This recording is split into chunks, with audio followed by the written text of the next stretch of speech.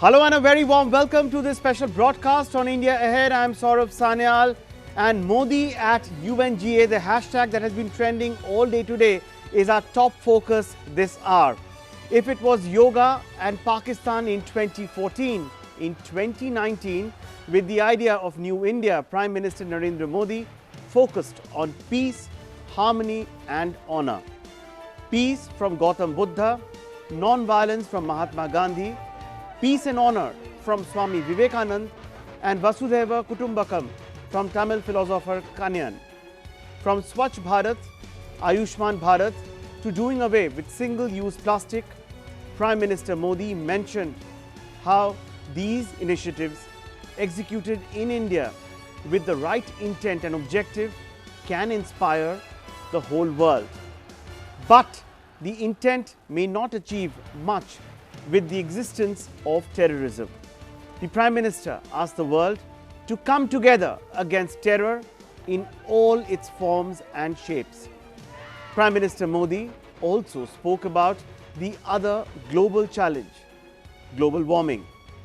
Talking about climate change, Prime Minister mentioned how India has taken it on itself to not just wish, but to take concrete steps.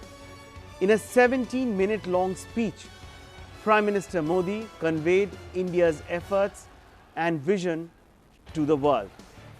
Let's play out some significant bits of his 17-minute address before we get down to the discussion to understand what his message is to the world outside. आतंक के खिलाफ दुनिया को सतर्क करने की गंभीरता भी है और आक्रोश भी।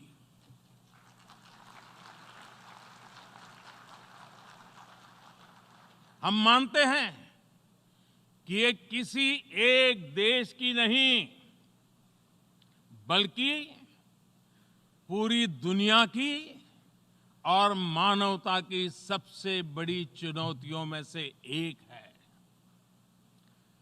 आतंक के नाम पर बटी हुई दुनिया उन सिद्धांतों को ठेस पहुंचाती है जिनके आधार पर यूएन का जन्म हुआ है, और इसलिए मानवता की खातिर आतंक के खिलाफ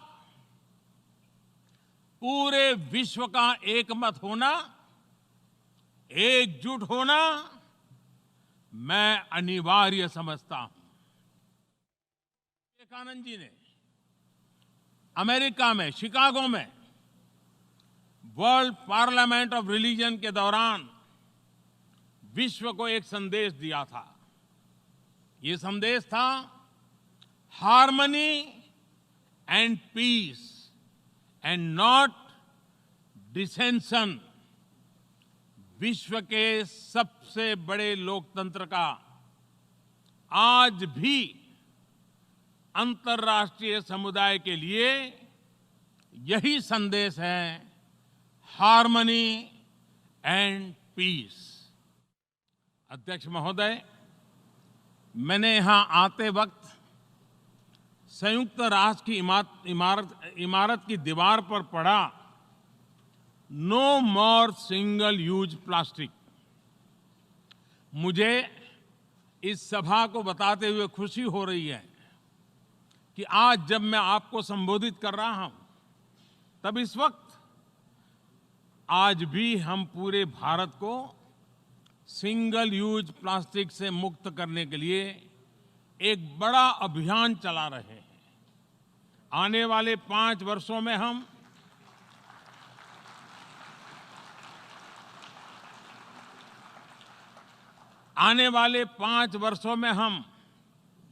जल संरक्षण को बढ़ावा देने के साथ ही 15 करोड़ घरों को पानी की सप्लाई से जोड़ने वाले हैं।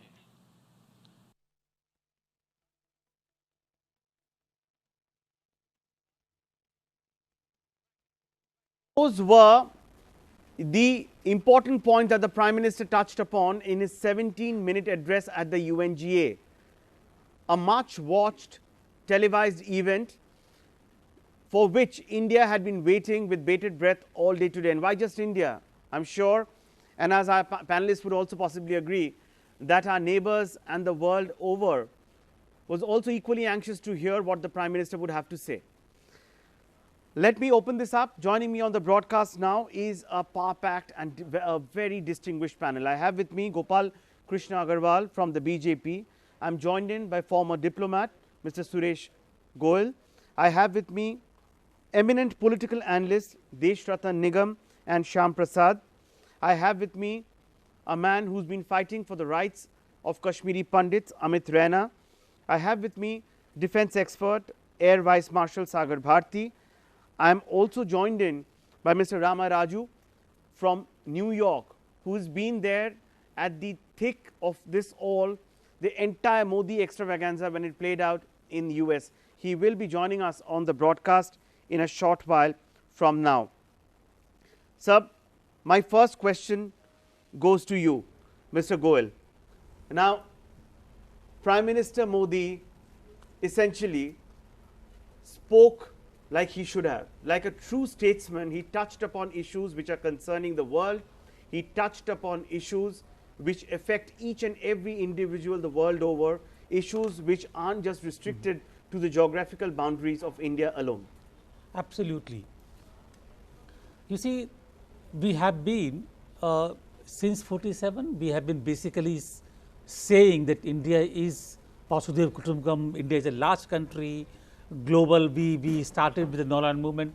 But I think now is the transition when we actually see rising of India as a truly global power.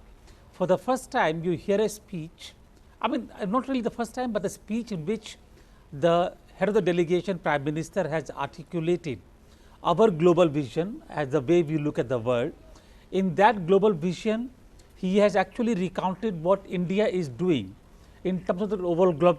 When we talk about single-use plastic, we are talking about basically what we are contributing to the climate, to address the climate changes. When we talk about terrorism, we are not saying how India has been affected, but we are talking about how terrorism is globally affecting the whole community. So in that sense, he has truly displayed a global role for India, India as a global player, global leader, India which can now really be part of the global committee. So I think that is something which is truly exciting, that we are really now behaving more like a global power rather than just a regional thing. Right, absolutely. And you know, as one goes back and reads between the lines of what he said, and I would like to bring you in, Mr. Nigam, on this. Now look at what he said, and that is exactly what I mentioned when I was setting up this discussion. He fell back upon leading luminaries who have shown India light, who have shown light to the world, so to say. Gautam Buddha, Mahatma Gandhi, Swami Vivekanand, and Tamil philosopher Kanyan, who was also quoted by the Prime Minister. He said, "Hum yudh nahi, buddh mein vishwas karte hain." That's the Prime Minister, that's the message that he's given out. That's the message today that India has given out to the world, that India stands for and embraces peace. India is against any form of terror, but in the fight against terror, everyone needs to be united. Mr. Nigam. See, the fact remains that we heard a global leader with a universal vision, a true statesman who did not confine himself to narrow sectarian views and when transcended, certain boundaries which a true global leader is supposed to transcend. Therefore, but when he talks about Buddh and not Yudh, there is a meaning within itself that we will not attack, but we will defend ourselves to the last steps. Because if somebody attacks you, if terrorism attacks you and there are people from across the border who are trying to harm India, then India has been resolute in its response. That's what we saw in Balakot, and that's also we saw in surgical strikes. So these are clear messages to the world. Yes, we are there. He also found similarity between problems of the world with Indian domestic problems, which he said the government of the day is trying to solve, like Ayushman and Swachh Bharat and tackling other issues, banking to the poor and so many things. And these are also issues in many countries. So he's linked that. He says there could be a solution to the world problems from the experiences that India has through these schemes.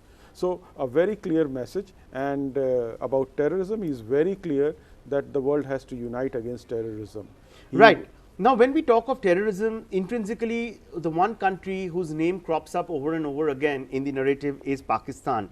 Now, Mr. Raina, help us understand. Now, Prime Minister, in a way, gave a royal ignore to Pakistan. There was no mention of Pakistan in that entire 17-minute speech. But he focused on terror, and at the same time, he in a way indicated that it's a divided world that we are living in, and that everyone needs to come together when it comes to the fight against terror. I think he did right thing by not mentioning Pakistan, because Pakistan needs to understand the stature. They are in no way comparison to India. They are nowhere, and we have arrived in the world. Seen Pakistan is one of the poorest countries, and there was no need to give them any sense of pride by equating them with India. So I think he did the right thing by not mentioning. And the world leaders, or the world is not a place where people don't understand the role Pakistan has played in spreading terrorism or harboring terrorism, including America. Every major terror incident in America has a Pakistani hand behind it, including Osama bin Laden, who was harbored and given shelter in Pakistan. So when you talk about terror, the first thing that comes to anyone's mind, anyone in the world, is Pakistan. And ignoring, and he was right, because the terror is the next big thing which is going to happen. Your entire Middle East is in the problem. Right. The Europe is in problem. Right. Mr. Raina, I'll just interject once and let me go across straight to New York, where the Prime Minister was, and he addressed that August gathering just a few minutes back. Joining us now on the broadcast is a very enthusiastic member of the Indian community, Mr. Rama Raju, who has been there in New York, in the heart of the action, so to say, for the last 1 week. Mr. Rama Raju, today's address by the Prime Minister, sir, you know, what's the mood on the ground there that you're seeing around you? We will be playing out those videos that you've shared with us also of the euphoria and the excitement surrounding Prime Minister's visit. What is the biggest takeaway from the Prime Minister's US visit? Yes, I think the excitement is actually very, very high here. Never in the history of India, I don't think this kind of reception has ever been given to any kind of Prime Minister till date. It's literally no less than a rock star. At the same time, you know, the kind of attention what Prime Minister Modi is getting from all across the Indian community, as well as even the you know, local American community here, is very, very high. And the excitement is very high. Like you can, you know, even now, right next to the celebrations here, Modi will be coming to address the crowd in a few minutes from now. So we'll all have to wait and see what the message would be. But you know, certainly a lot of support coming out in large numbers from the Indian community here.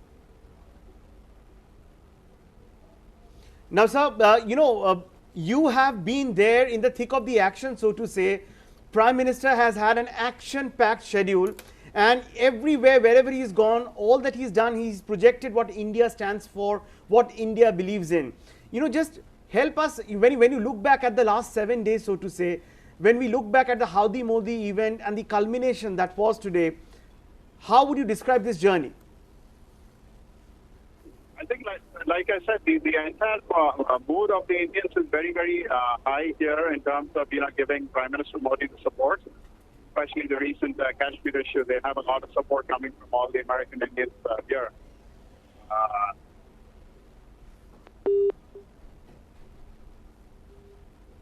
Right. We seem to have lost that connection. We'll try and reconnect with Mr. Rama Raju, who was just joining us from New York. So that's the excitement on the ground. That's the euphoria that he's talking about. Amit Raina, you know, picking up from where we left the discussion before I got in, Mr. Rama Raju.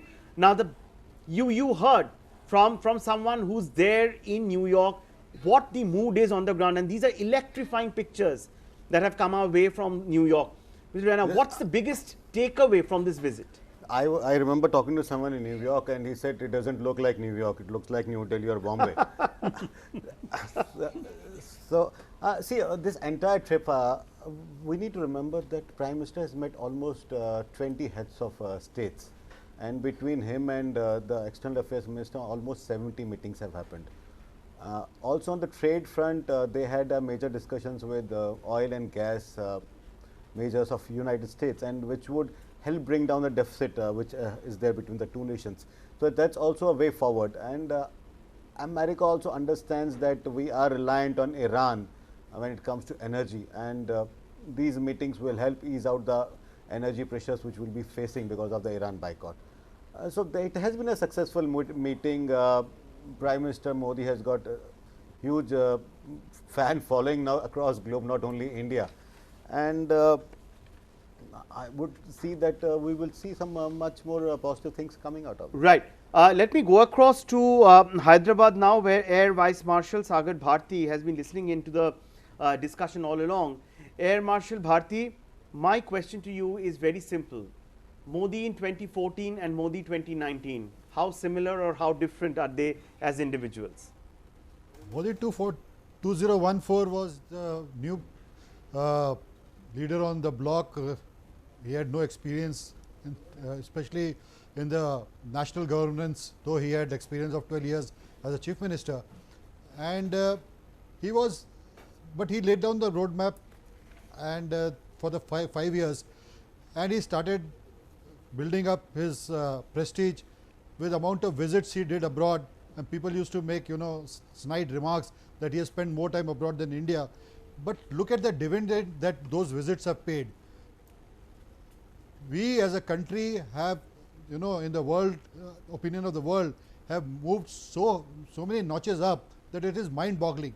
Today the Indians feel great pride in their country and in their Prime Minister. Let me tell you a small background. I was a diplomat, defense diplomat in Ukraine for 3 years plus, and when we used to bring up these cases of how terrorist attack takes place in India and what is our reaction, we were always reacting to this. Then we'll go to UN or go to the other countries and crib about it. And these diplomats used to speak to me and they tell me, why do you guys crib? Why can't you do something? You are such a big nation. Why do you have to be a reactive force and then go to people and then project it? I mean, as a big nation that you call yourself, you should have done something. And here is the leader of 2019. Here we can say confidently that we have finished that chapter. As far as Pakistan is concerned, we have deaffinated it. Modi has become a world leader in those 5 years plus, and now the world looks up to us as the strong nation. And let me tell you, people appreciate only a strong person. And there is absolutely no doubt about that, sir, when you say that the world looks up at India, looks up to India as a strong and a muscular nation. And the foreign policy, the way that the government has carried its business forward, all these in a way have rolled into one to create that image of India, so to say. Mr. Shyam Prasad, if I could bring you in. Mr. Prasad, now the point is that there was, in the Prime Minister's speech today, very clear-cut message against terrorism. But he did not utter even Pakistan's name by any count. Imran Khan, who addressed the gathering after Prime Minister Modi, however, raked up India. He talked about RSS and how RSS has been following in Hitler's footsteps. He brought in Congress party to show that, look, that the main opposition party of India is also going hammer and tongs against the Prime Minister. He's talked about the blockade in Kashmir. He's trying to highlight that everything has gone awry in Kashmir, while completely trying to overlook what is happening in Balochistan. Has Imran Khan ended up exposing himself even more by doing so while addressing the UNGA?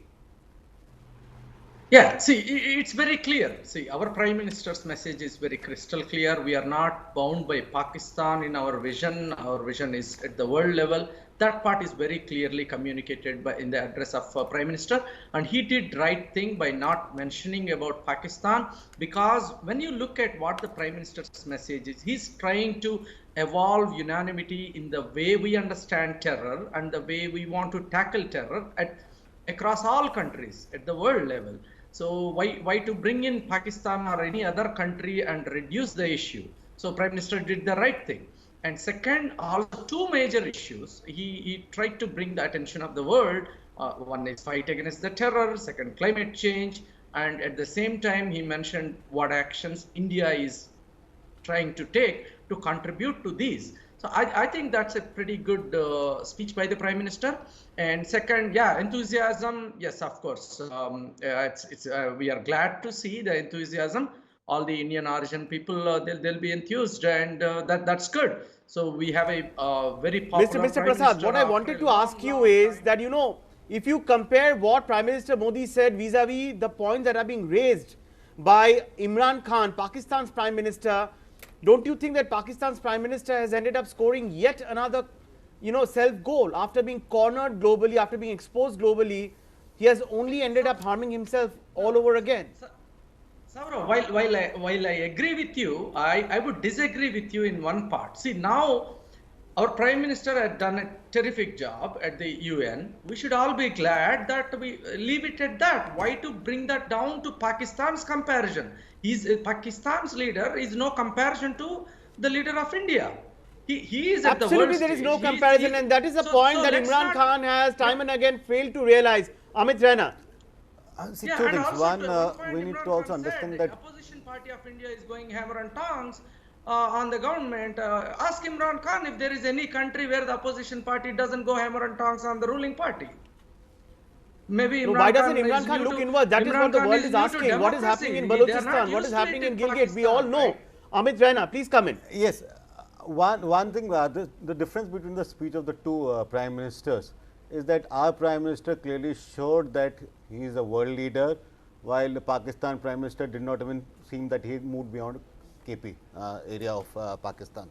Now, coming back to what Pakistan has been successful in US, it would be unfair to say that they have not been able to get attention on Kashmir issue. They have been beating drums quite loud, and they have been able to attract ears on the Kashmir issue.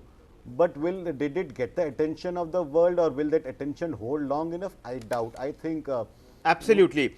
Absolutely, Mr. Raina, just hold on. Let me also go across to Gopal Krishna Agarwal of the BJP now, who has been listening in very patiently to all the points which are being made at this point in time. Mr. Agarwal, if you look back at the last 1 week, it's been a very, very hectic but an extremely productive week for Prime Minister Modi and for India as well. He has ended up strengthening India's brand on a global stage all over again. If you were to look back at the visit, what would your percentage marks be to the Prime Minister on a scale of 1 to 100? Where does the Prime Minister stand at this point in time? Has he crossed that 100 mark also? Definitely, if you go by the global response that the Prime Minister Modi has received on every platform, particularly it started with Howdy Modi event in Houston, where more than 50,000 people came for that event, and how Mr. Donald Trump described it. President Trump said that the 50,000 crowd was in sync with whatever Mr. Modi was saying. They were linking every word with him. They had full faith on Mr. Modi. They had full confidence, and 2 or 3 important issues which were required to be raised at the global platform about, and the global world to be coming in sync with what Indian thought is about 370 being an internal matter, or border security, cross-border terrorism, global radical Islamic terrorism. All those issues were very aptly brought about from that Howdy Modi event, and that put on the basic from which we had a big leap with Bloomberg event, with global 40 CEOs of different companies having one-to-one interaction, then the 20 individual meetings with all the global leaders, even an important meeting with Iran. So it shows the global effective presence of Prime Minister Modi, and now it has culminated into New York lecture today, where he has not only said that what is the problems that the world is facing, what the world wants, where it wants to go, all those issues and concerns he brought about, and said that at this platform generally people speak big things, sustainable goals, development goals, world harmony, but they do not implement it at the ground level. But Mr. Modi connected it to so what he has India what he has done on is he has walked the talk. He has he has inclusion, given financial- shining and living So examples to the world he has of showed what the world India has been able that to what achieve I or what talk, India intends I to do. walk. The concrete India's- steps, Mr. Agarwal, I completely agree Yes. with you that he has just not given out lofty ideas or shared lofty ideals and philosophy. He has shared living examples of Ayushman Bharat, of Swachh Bharat, of doing away with single-use plastic. And remember that the comment that he just made, that when he was coming down to the UN headquarters, Jan what Dhan he saw. account. So in a way, the Prime Minister, absolutely. So Prime Minister has in a way cemented India's global footprints all over again. Lots to discuss, lots to talk about, and big takeaways for sure, which is going to be our big focus when I return after this very tiny breather. Don't go anywhere, stay tuned. What an end to this grand visit by Prime Minister Modi to the United States, something that is going to be etched in public memory for long. We have been discussing and detailing the different contours of Prime Minister's visit, what the big takeaways are. But one thing that we really haven't touched upon is his body language. Now, when we talk of the body language, and if we could have those Howdy Modi events, those visuals on our screens as well, that grand gala extravaganza that one saw, unprecedented scale, which led Donald Trump to compare Prime Minister Modi to rock star Elvis Presley even, where the two world leaders in a way took a victory lap, hand in hand, holding the fists together and tight. We have never seen something like that before. The Prime Minister from Houston to today at the UNGA, look at his body language, look at, he's so confident on the world stage, in a way reflecting what India stands for. Let me go across to Mr. Suresh Goel once again. Sir, here while we keep at these visuals on screen, the body language, it's phenomenal, it's electrifying. We have never seen something like this before, and even when he's interacting with these kids and that little boy on our screens, Absolutely. and he is the lucky one who got to click a selfie with Prime Minister Modi and Donald Trump as well. Absolutely. Now, he was so much at ease in United States. Sir. Yes. You see, this is interesting.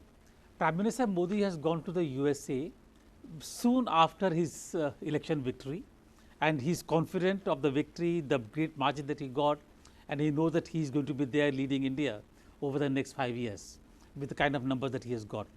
Donald Trump, and I think this is where it comes in really. By himself, he is very confident.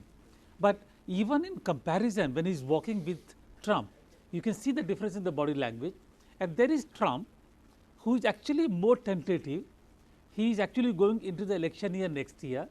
He is afflicted by several scandals, several accusations, going to be facing an impeachment soon if Congress has the way. So you can see that while Trump is a bit hesitant, tentative, Modi is absolutely confident, assertive, he knows where he is, and compare it with before 2014. Yes. When he couldn't even get a visa to go to the US. Yes, absolutely. Compare it with the situation.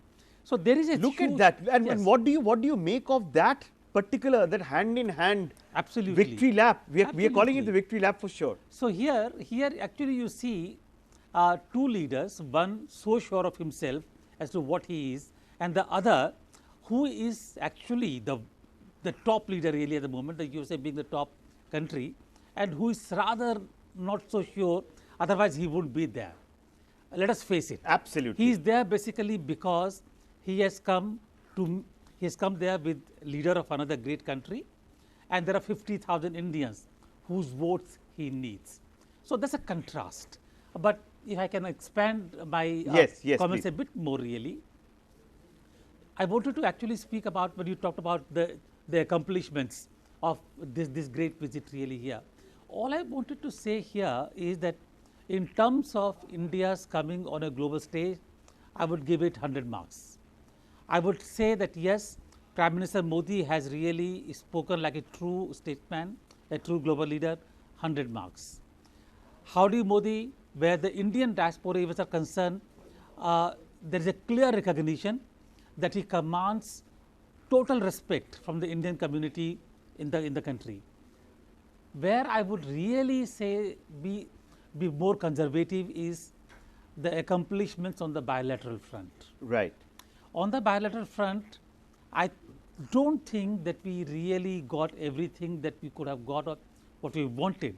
I will not go to the details, but that was Is that because of the mediation talk coming to the fore all over I again? know. I don't think, and I think that basically because the USA itself was not in a position or was not really confident enough, certain enough as to how far it could go. For example, the trade deal.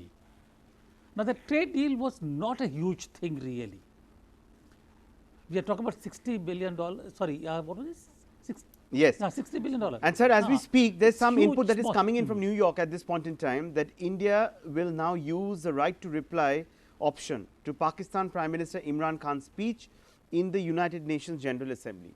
So that's the latest that is coming in as far as Imran Khan's speech and India's response to Imran Khan is concerned. Sir. So basically, very briefly, I think we need to really wait for some more time for bilateral gains in the relationship. Right. However, the visit has been highly successful in projecting a global and international stature of India. Right. So, and very well articulated there. So, as you have looked through the prism through different layers of this particular visit, the bilateral aspect is something that possibly needs a little bit more attention, is what you feel. Thank you for sharing your views. But if I could go across to Gopal Krishna Agarwal once again. Mr. Agarwal, you know, I would like you to take on from the point that has been made by a very seasoned former diplomat, Suresh Goel ji over here, that on the bilateral front possibly India still has to work a little harder. Sir, Mr. Agarwal. So, I agree that there are issues in the bilateral relations where there are trade negotiations. Trade negotiations are generally give and take, and it is always a continuous bargaining tactics. What you give, what you take, what you give, there are differences and it will be continuous process. But taking it to a higher level of interaction at a, and giving from the position from where you bargain is very important. So, India and Prime Minister Modi has raised the bar from where we can bargain now with the United Nations, because even he has seen the power of diaspora. President Trump has seen the diaspora effect in United Nations, their effectiveness, their economic growth, their contribution to the US economy, their cohesiveness and their connect with the Prime Minister Modi. All these gives a strong bargaining tool for Indian yes. Authorities like Foreign Minister, Commerce Minister to get a better bargain. So, you see, if the 40 top leaders, CEOs of big companies came there to listen and they openly talked, and to them Prime Minister gave a very clear message that if you want growth, you come to India. If you want to invest, come to India. If you want to keep your money safe, come to India. If you want a market, you come to India. And if you find any difficulty, I am there to hold your hands. That's what businessmen or industrialists or investors want. That India has a democracy, India has a stable government, India has a strong judiciary, transparent institutions, institutions which are independent, very strong institutions.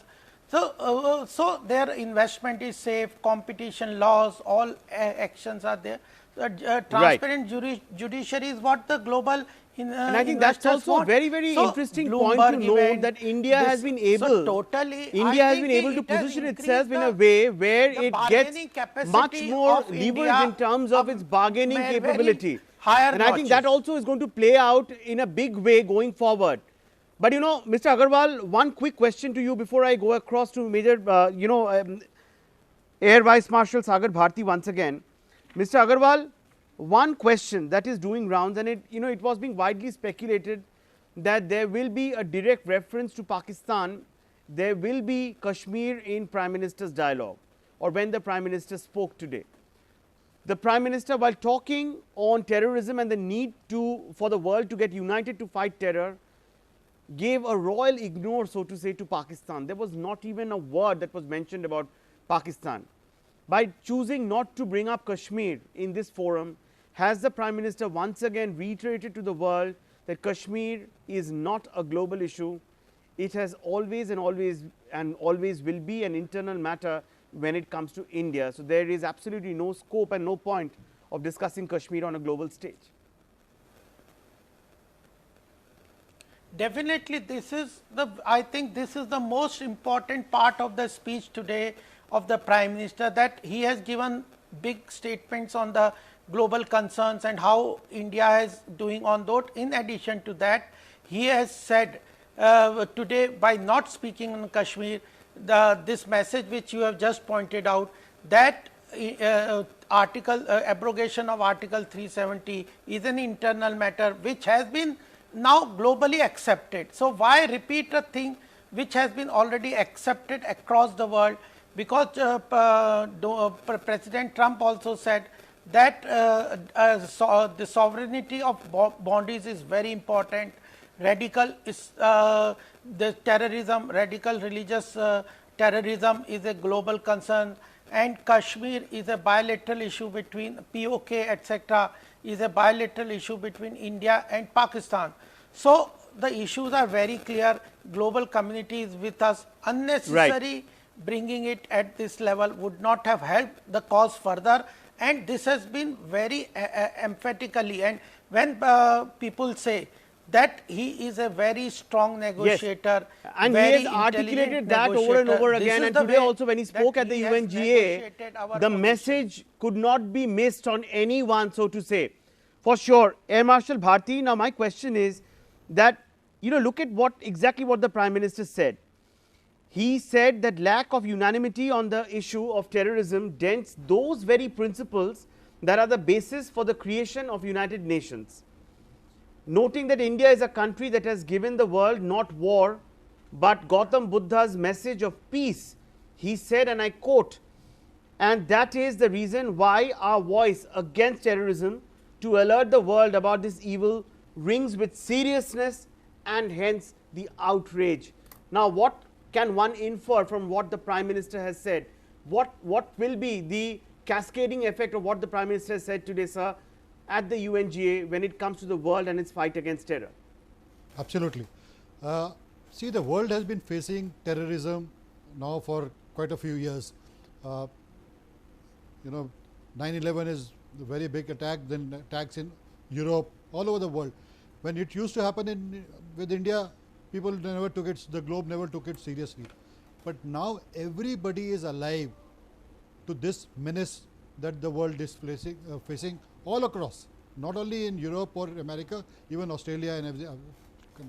So what Prime Minister has brought on the table today is that this is a scourge that globe, the entire world should look at it, and India is taking the initial steps to ensure that terrorism needs to be fought, and it should be fought by everyone together. And this has got major implication in our part of the world and also in the Middle East. You see what is happening, and even President Trump spoke about it in Houston when he says that there is a problem of radicalized Islamic terror, and we have seen that both in Middle East and in Southeast Asia. So what Prime Minister today has put on table is that India is taking the initiative. It wants the world to join in India to find the scourge of terrorism in a big way, and that he said that we will fight to the end to eliminate terrorism. And there is I'm sure that everybody knows that it will take a lot of effort, time, energy and coordination of entire community which wants to fight against terrorism, and it will take few years.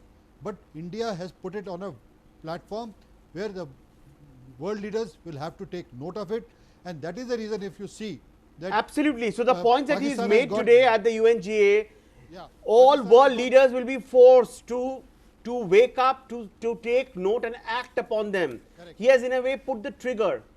Now who is going to be acting on the trigger? That is the big question, and how is it going to be uniting the world? Mr. Shyam Prasad, you know, while we talk on terror, we cannot also overlook the other key points that the Prime Minister talked about. He cited India's efforts to become a plastic-free nation. He said that, you know, he has talked about Ayushman Bharat, which is the universal health scheme for every citizen of the country. He's talked about the Swachh Bharat Abhiyan. These are living and breathing examples of models that India has adopted. By bringing up essentially these measures that are being adopted internally by the government in India, what is the message that the Prime Minister has given out to the world? He has spoken like a true statesman today, no second thoughts about it. What's the message that he has given out to the world? See, absolutely, Saurav. As I said very clearly, the message about terror and getting a the unified view of the world against terror and the climate change, two important issues. And he has expressed India's willingness to contribute to those causes. There is absolutely fantastic, that is clear. However, let's not let the adulation that we have for our own Prime Minister shroud our judgment. Let's be very clear on this. See, one of the panelists has said on the bilateral front, more could have been achieved, but we don't know. We should give that benefit of doubt. What is happening in the backroom channels, we don't know. Okay. Second, so his speech is very good, and I appreciate the Prime Minister of India for actually making every effort to take India's rightful place. Whatever India deserves, he is making no compromise and he is doing it with style. No doubt about it. However, at the same time, we need to note that there isn't much that is thought-provoking in this. Like none of the other countries are going back and looking at the proposals that put forward by the Prime Minister of India. Hey, let us work in this direction or that direction. This is a good proposal. Nothing like that. And second, many important items which are important for India, for climate change and all these things. Right. Lot of not technology which is India, not available it is in these all countries important for the world been, over. No, listen and me out, sir. Yes, please. absolutely. Deshrata Nigamji, please come in. 5 seconds. Yes. The technology transfer should have been stressed. Yes, please. And that should have been pointed out so that a lot of the countries which have the willingness to fight the climate change but doesn't have the technology, and those are the aspects that should have been touched by the Prime Minister. But overall, it's a good speech. He did whatever he can to grab India's rightful place. Right, absolutely. But the points that he's touched upon, and Deshrata Nigamji, please come in on this. Now, I come back to the point that he made. He said that as I came in here on a wall at the entrance to this building, referring to the UN headquarters, I noticed the call to make the United Nations free of single-use plastic. He said, I'm pleased to inform this August Assembly that even as I'm addressing you today, a very large campaign is being started across the entire country to make India free of single-use plastic. So, essentially experiments that are being worked out internally on the domestic front, they have today been showcased to the world outside as see how India is taking the first step and is becoming the change maker, so to say. And also to carry on forward from where you left is the fact that India follows the United Nations mandate very seriously. So what is written on the wall there is also being pursued as a mass campaign in India, and I'm telling you, I have seen its effect on the ground. That the vegetable sellers have stopped keeping single-use plastics. People have started carrying the jute bags with them. So that is the the appeal that the Prime Minister did, and also at the same time, as I earlier said, also that the Prime Minister has also shown to the world that the world can learn a lot from the schemes that India has launched in India, and the benefits arising out of it. They are the lessons of the world. So as India is learning from UN and the other countries, there are some lessons the world can also take from India about tackling poverty, about Swachhata, about Swasth, Ayushman Bharat. It's the biggest health scheme in the world, Ayushman Bharat, covering 50 crores people. So at the end of the day, if you look at it, there was a global leader with a global vision and considering the entire world his own. So that is the message India is giving. India has not been sectarian in this approach. India has not carved out regions as you would notice in the Pakistani Prime Ministers, who was only speaking about religion in his speech. Nothing else I could make out. That's not the forum where you only talk about religion. That's the forum where you talk about people's problems and their solutions. Right. It in a way ended up showing, when we talk of the Pakistan Prime Minister again, that it ends up showing his desperation. He knows that globally he's been isolated. He knows that Pakistan stands exposed over and over again. So he's trying to, in a way, Amit Raina, that he's trying to make a last ditch attempt, so to say, to cling on to the last straw. This is the last glimmer of hope. If I can help to corner India on a global stage. I seek pardon, but Imran Khan today reminded me of a local Delhi politician who blames everyone except for himself. And that's what he did. And it was surprising that he even quoted a movie to justify terrorism and violence.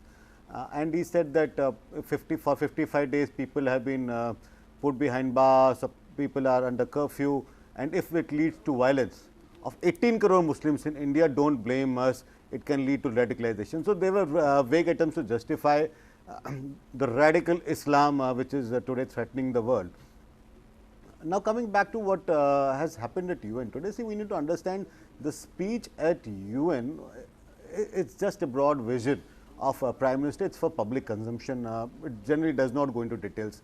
The real success, I would believe, is once we have the details of the 20 meetings they had with head of the states and other 50 meetings which they had with other, which our External Affairs Minister had, Jaishankar, and what are the outcomes of those meetings. I think that would be the real measurement of success. And that is, we need to wait for those details. Right, and in fact, as we speak, there are multiple tweets that are coming in, and Twitter is flooded. We are going to be putting out the tweets as well, all day today and tomorrow as well. And one person writes, before India got Narendra Modi as the Prime Minister, I never watched Lok Sabha, Rajya Sabha proceedings or heard any Indian PM speak at the UNGA or at any other international forum.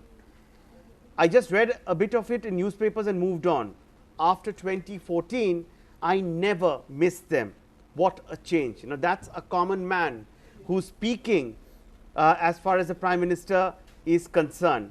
Now, Gopal Krishna Agarwal, while the Prime Minister is being hailed from all quarters for positioning India and putting India in such an exalted position amongst the world leaders, Gopal Krishna Agarwal, what do you think, looking back at the last 7 days, has been the biggest takeaway of this visit, and which is one area that you feel possibly that India needs to work upon going forward? The important thing is that the diaspora has got its strength and presence in the United Nations. That's an important space that they need, and they will help leverage that position to the benefit of India. That's one thing. Second is the connect with the industry, because the biggest thing that India wants is we need FDI, we need American investment to augment our resources. We need Make in India, defense technology transfer. So I think the biggest takeaway from this will be economic relations that we develop with United Nations, with USA, and the third is that at the global platform, India has risen above on a global negotiator, global leadership, that India is ready. Given a message, Prime Minister has given a message that India is ready to take an enhanced global role in world diplomacy. That's very important, and United Nations Security Council, this reform is extremely required. India needs that position, and India's also need a space in nuclear suppliers group. That message has also gone very clearly that if the climate change and carbon emission has to be reduced globally, India needs uranium so that it can reduce its use of absolutely. So there are, we can go on and on, because there's so much in terms of takeaway. If we look back at the last 5 days that the Prime Minister has been at the United States. For sure, he has presented a new India to the world. He has presented an India which walks the talk, an India which knows, which is self-confident, which knows what it is doing and what its message is to the world outside. India which has also shown to the world that we need not specify everything in black and white, yet make ourselves heard, and how. Thank you so much, ladies and gentlemen, for joining me on this broadcast. For sure, this has been one of the most historic and most keenly watched visits of Indian Prime Minister to the United States. And how can one forget that epithet that Prime Minister Modi also earned during the visit, where Donald Trump ended up comparing him with rock star Elvis Presley. Thanks so much for tuning in.